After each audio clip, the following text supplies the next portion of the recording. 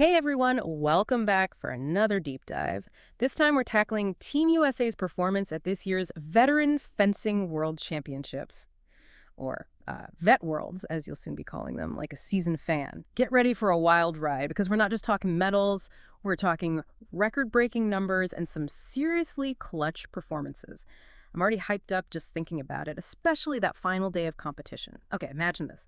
It's day 7 in Dubai, the tournament's winding down, and the energy in the venue is electric. All eyes are on the women's EP team event. Now, for those who aren't familiar with Vet Worlds, it's not just for, well, veterans. Think of it more like the Olympics with different age categories. We're talking 50s, 60s, even 70 and up. Incredible, right? But back to our women's EP team, they're in the spotlight because they've got a legacy to uphold. Exactly. Team events were only introduced back in 2014 at Vet Worlds, and since then the U.S. has built a reputation, especially at men's EP. But the women's team, they've been on fire. They clinched the gold in 2017, then again in 2022. They're considered a powerhouse. Okay, so going into this year, there's already pressure, but then there's the added weight of last year. Yeah, that bronze medal match, losing by a single touch, you could tell it lit a fire into them. This year was about redemption, reclaiming their place on that top step of the podium. And let me tell you, their journey to the finals, it was a roller coaster. The pool round started strong, a dominant win against Japan, 30-12. But then they hit a snag facing Switzerland. This is where things got interesting. Switzerland really brought their A game. Their counterattacks were sharp. They put the U.S. on the defensive, and it showed in the final score, 26-30. Not an insurmountable loss, but definitely a wake-up call. So I'm already on the edge of my seat, right? Because after a loss like that, heading into the elimination rounds, every touch matters. What's the mental game like for these athletes? It's intense. You poured everything into those first matches, then you're hit with a setback. It's about digging deep, finding that resilience. One mistake, one moment of hesitation, and it could be over. So they're battling not just their opponents, but the pressure, too? Absolutely. And you can see it in their next match, the round of 16 against Japan again. It was a closer fight this time, 26-20. But a win's a win. They were back on track. And they kept that momentum going, right? Yeah. Because next up was Great Britain in the quarterfinals. Now, Great Britain came in as a strong contender. But the U.S. fenced strategically, shutting down their opponent's attacks with incredible precision. That 30-20 victory, pure skill and determination. Okay, so they're in the semifinals now, facing Australia. I imagine the tension is through the roof. As you know, every touch in fencing is a battle of strategy, speed, and mental fortitude. But in a match this close, it's almost like watching a chess match unfold at lightning speed, each fencer trying to outthink, outmaneuver their opponent. And for Team USA, this was their chance to secure a spot in that gold medal match, a rematch from last year, no less. Yeah. So did they pull it off? They did. It was a nail-biter. Yeah. The score going back and forth. But in the end, Team USA triumphed 26-24. That moment when they secured the final touch. The outpouring of emotion was incredible. They were going to the finals. I bet. After that roller coaster of a journey, they were facing Germany.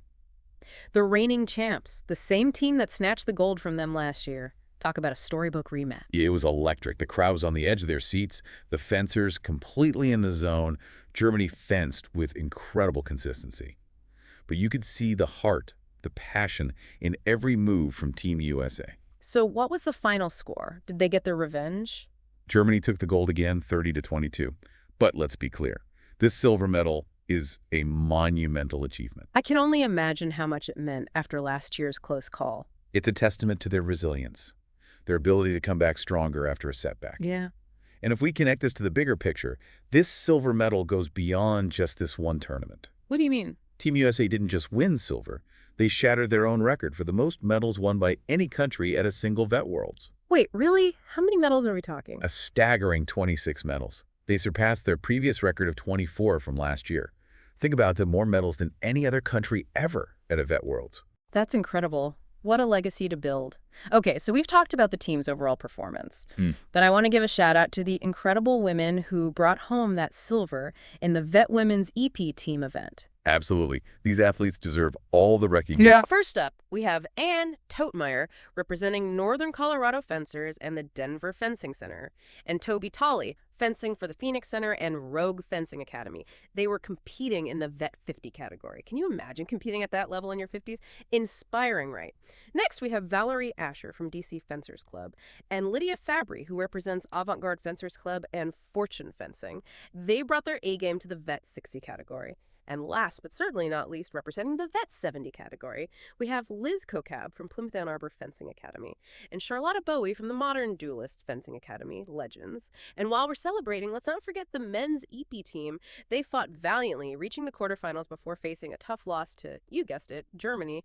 It seems like those German teams were on fire this year. A huge shout out to Toby Lee from Metro Tacoma Fencing Club and Aaron Gaines from No Fear San Diego Fencing Center in the Vet 50 category, Walter Dragonetti from Battleborn Fencing Club and Hooked on Fencing, and Michael Perker from the Fencing Center. You represented the Vet 60 category with pride. And finally, Daryl Taylor from Fortune Fencing and Bruno Goosens from Las Vegas, Nevada. You showed the Vet 70 category how it's done. Wow, what a ride this tournament has been. Team USA, you've made us incredibly proud. Your dedication, your sportsmanship, your sheer talent, it's truly inspiring. You know, what strikes me most about Team USA's performance, especially the veteran athletes, is what it says about us as humans, the dedication to honing their craft, the passion that burns bright, even with decades of experience behind them, the drive to defy expectations. It's incredibly powerful. Right. It makes you think.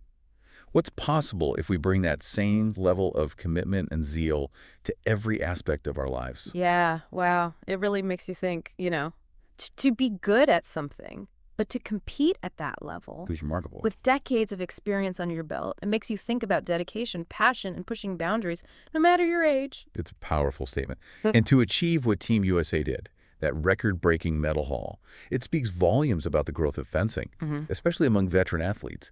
The skill, the strategy, the athleticism on display is truly remarkable. Absolutely. This wasn't just a win for Team USA. It was a win for defying expectations and proving that the pursuit of excellence is a lifelong journey. So, to all our listeners out there, if this deep dive into the Veteran Fencing World Championships ignited a spark in you, head over to USA Fencing's website. You'll find a wealth of information about this incredible sport, from the history and rules to finding a club near you. Who knows? Maybe we'll see you on the piste at a future Vet Worlds. Until next time, keep exploring, keep learning, and keep diving deep with us.